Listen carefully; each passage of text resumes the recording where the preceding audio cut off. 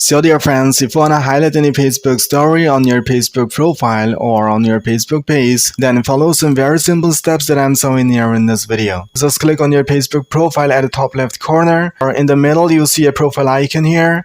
You can click there too, okay? So I'm gonna click here, and then in this section click on this three-dot icon. Now you'll see archive option here, so click on it. At the top left corner you'll see a story archive option, so click on it.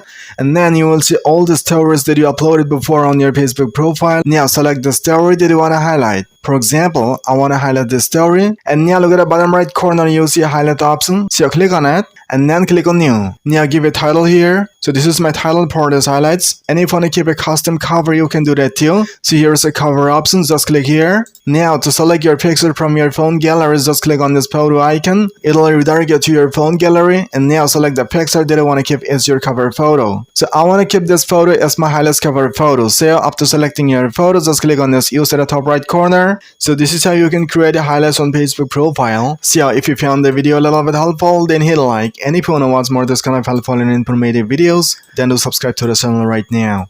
So see you soon in the next video with another helpful content like this. Till then, thank you, bye bye.